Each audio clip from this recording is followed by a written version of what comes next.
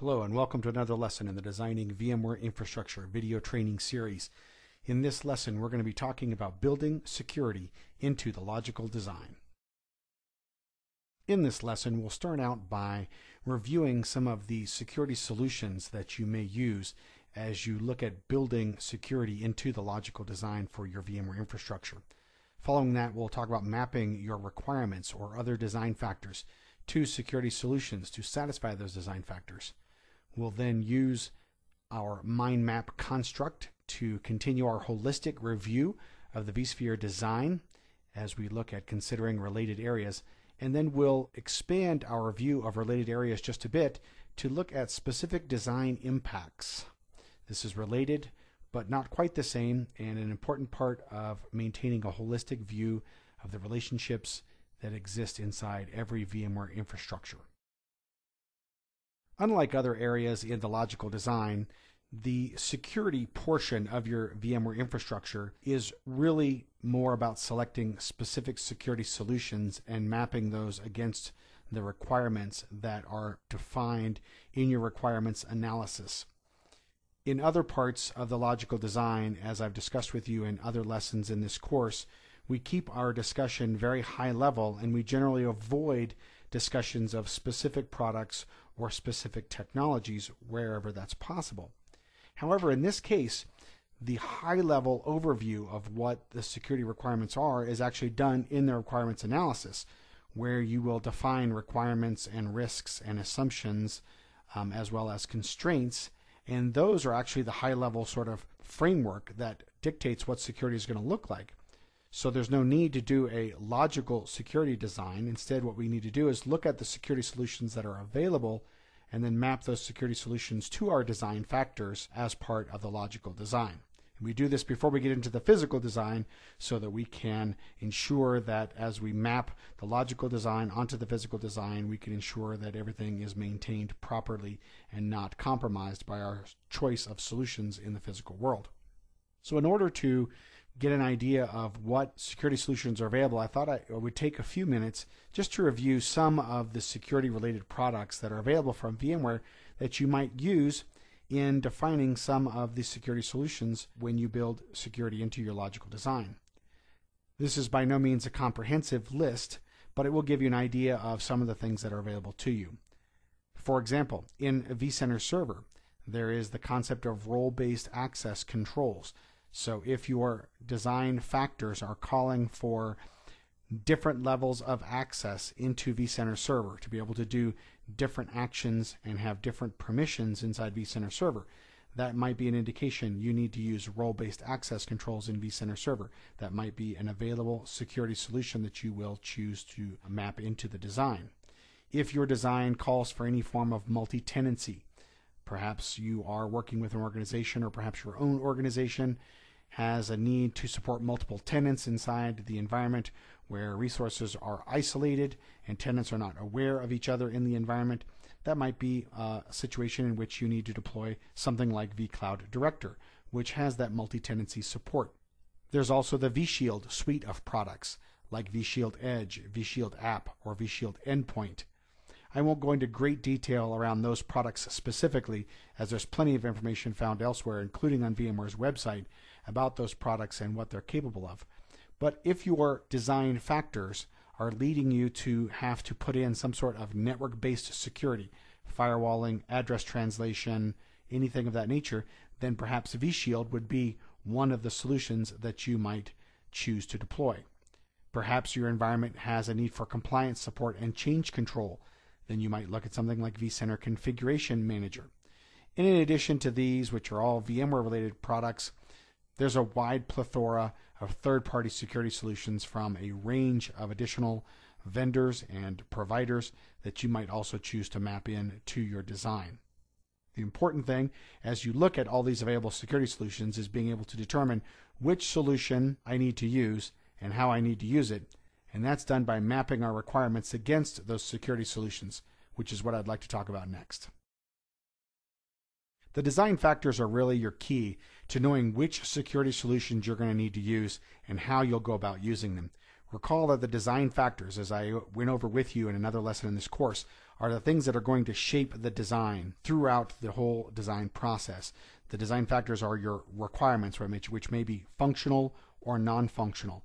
The design factors are also your risks, your assumptions, and your constraints. And together, these create the framework that will guide you through the design process to creating a VMware infrastructure that is appropriately designed for your organization or your customer. And in this case, we have to look at the design factors to determine which security solutions we should be looking at putting into the logical design. So as you look at this, it's very important that you understand how and know how to take a requirement or a risk or an assumption or a constraint, and then know which security solution is best suited to satisfy that design factor. You should be able to know how to take a design factor and then know how that security solution should be deployed in the environment. And finally, you should know what the impact of deploying that security solution will be on other areas. Let's take a look at a few examples and kind of talk through how we could look at a requirement and then determine what security solution should be deployed and how it might be deployed. Here's a sample requirement that I've created for you. It says network traffic in different security zones must be physically separated. So let's think about this for a moment. What the requirement is saying is that if I have different security zones, perhaps an internal production zone and a DMZ zone, or perhaps a more trusted zone and a less trusted zone, that the traffic for those zones has to be physically separated. Now that in turn is going to drive a whole nother list of impacts and effects on the design, and we're going to actually delve into this sample requirement in a little bit more detail later on in this section. But for now, let's think about some of the available security solutions that I discussed with you and consider which ones might work here. Can we deploy some sort of network-based security solution like a vShield Edge or some other virtual firewall? Well, that doesn't really get us into a situation where the traffic is actually physically separated. Could we deploy some sort of per VM firewalling mechanism? Well, again, that doesn't get us to a point where the traffic is actually physically separated. In this particular case, the security solution is actually modifying the design. It's actually saying I have to account for having separate physical switches and separate uplinks and all of that. And a security solution like a firewall or an address translator or anything else of that nature isn't going to guarantee that traffic is physically separated. Only the actual design will be. So this is one example of how we have to look at a security requirement and then know how to map a security solution or how to map it into the design as we move forward. Let's look at another example. In this example, it says virtualized workloads in the DMZ must not be able to communicate with other DMZ workloads. So we're saying that for a group of workloads who reside in the same security zone, in this case we're referring to the security zone as the DMZ, we don't want these workloads to be able to communicate with each other, only be able to communicate to lesser security zones on a very specific basis and higher security zones on a very specific basis. You might think of this as a mail gateway that sits in the DMZ or a web proxy server that sits in the DMZ or something of that nature, where it will accept only certain types of traffic from the outside and pass that certain type of traffic on to the inside. But we don't want it communicating with other workloads in the same security zone. So how can we go about doing that? What sort of solutions are available to us that might help us fulfill this requirement? Let's think about that for a minute.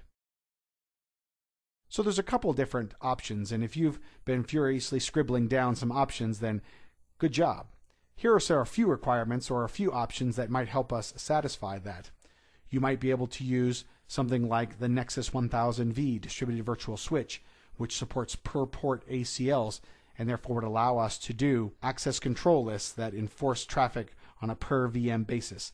That would allow us to create access rules that says that workloads in a DMZ would only be able to communicate with upstream or downstream workloads, not lateral workloads. If you suggested something like private VLANs, that's another great example.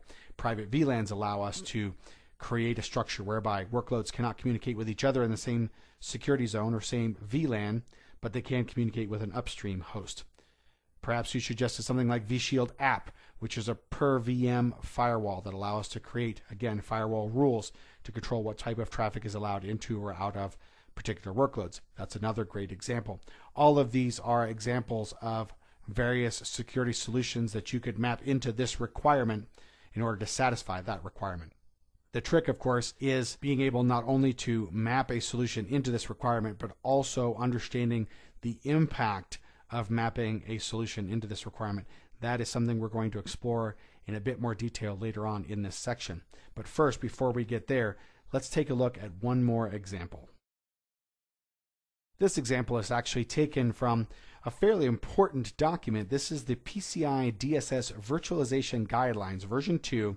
It was published in June 2011. And this document, if you're unfamiliar with it, is a set of guidelines or guidance around the use of virtualization in environments that must comply with the PCI DSS requirements, the regulatory compliance for the security of credit card information and other financial details. This particular quote taken from that PCI DSS Virtualization Guidelines document says, "It's strongly recommended and a basic security principle that VMs of different security levels are not hosted on the same hypervisor or physical host." This recommendation is saying that if I have different security levels, I actually need to run those on different hypervisors on different physical hosts. Now, as before, in the first example that I shared with you, this is not something we can accommodate with a security solution. We can't map a virtual firewall into this or use private VLANs or separate virtual switches or anything of that nature. We actually have to account for this in the design. We have to create separate clusters for different security levels. We have to have different networking for different security levels. We have to have different distributed virtual switches and all these things to make sure that different security levels don't mix on the same hypervisor or the same physical host. So this has a very broad, very far-reaching impact on our design, something that we really have to consider.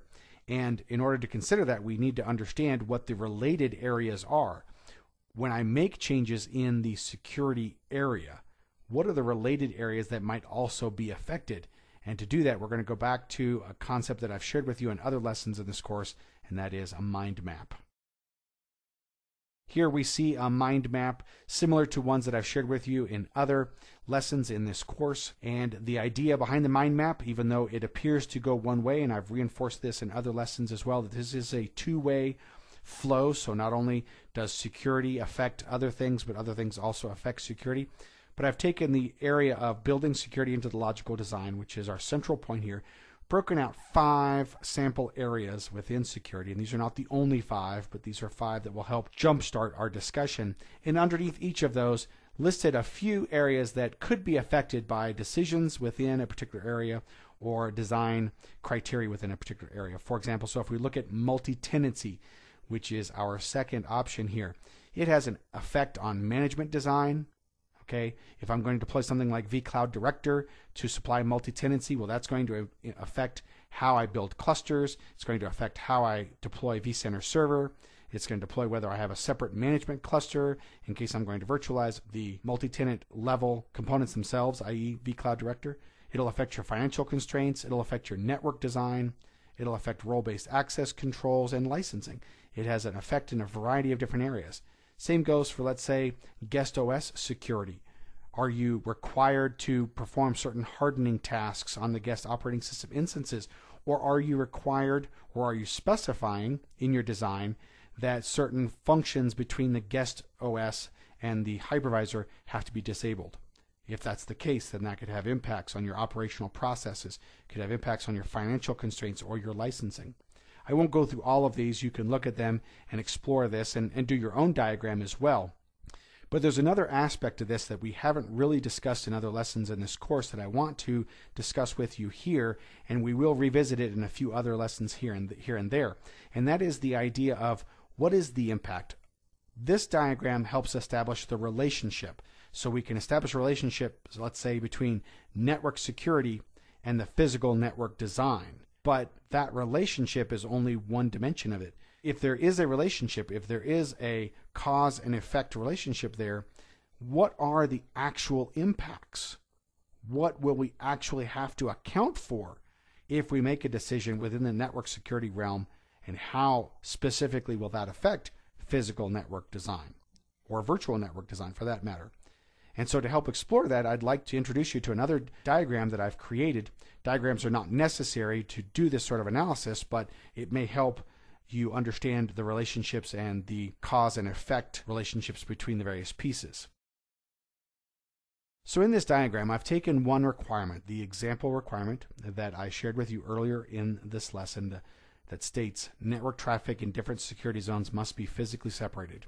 And I want to come back and revisit that again. We know from the mind map that there is a relationship between network security decisions and physical network topology and virtual network topology, but what is the impact? Well, the impact can be examined, it can be defined, but we have to determine what the design decision is or what the requirement is. So in this case, if we look at this requirement that says network traffic in different security zones must be physically separated, then we can begin to extrapolate some specific impacts, some specific things that result from this requirement. Not just establishing a relationship, but actually exploring the effect, the actual effect of saying, I'm going to fulfill this requirement, what happens as a result. And this diagram could be much more complex because we could go, as we've done with other mind maps, we could take one of these and then dive into it, and then take another one and dive into it and go multiple levels. But this at least gives you an idea, and I'm going to walk through this, it at least gives you an idea of what this is going to look like and sort of the thought processes that you want to explore as you move through design processes. So we take the requirement, network traffic in different security zones must be physically separated. From that, we can then deduce that we're going to need separate physical switches for each security zone. I mean, if I say they have to be physically separated, that means I can't use VLANs on the same switch because that's not physically separated. A VLAN is a logical construct. Okay, so I need separate physical switches.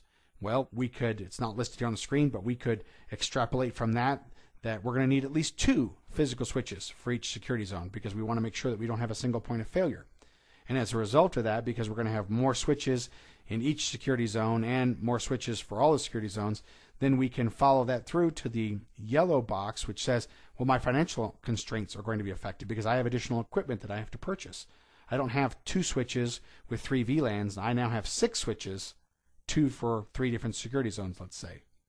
But that's not the only result of that first decision that says I need separate physical switches. Also from that, we can follow to the second green box that says if I'm going to have separate physical switches, then I'm going to need separate NICs for each physical switch.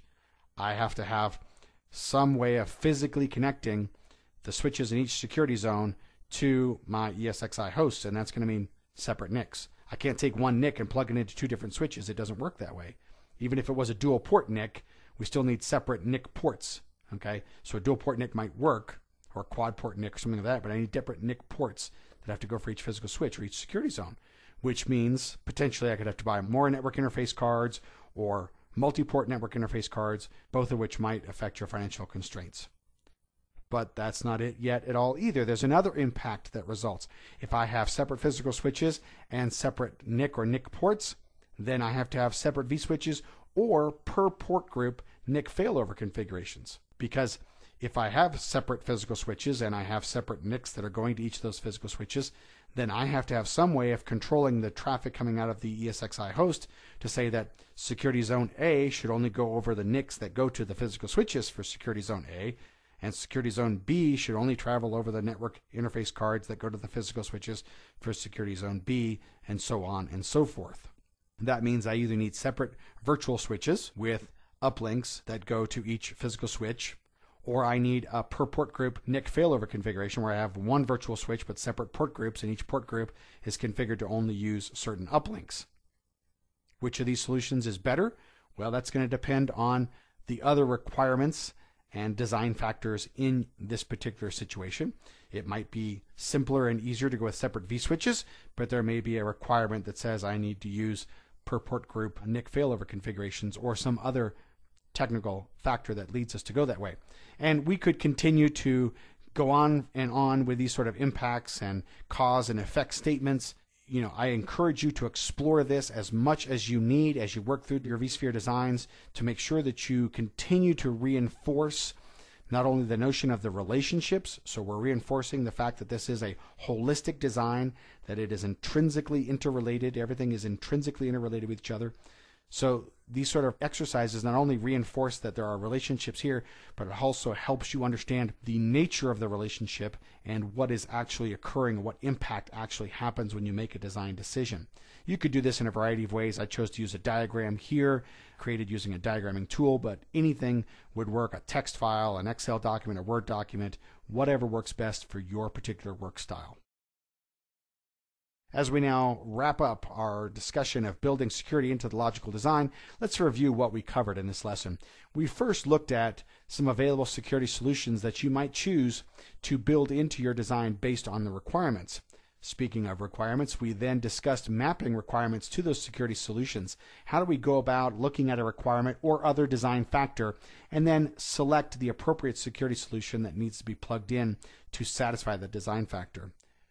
Following that, we looked at our use of the mind map or other tools, whichever works best in your workflow, to examine the relationships between various areas in the design. And we wrapped up the lesson with a look at a diagram that helps us understand the impact of certain design decisions, not only looking at relationships, but also looking at how those relationships affect the design, how different sides of the relationship affect the design. That's it for this lesson. Thanks for watching.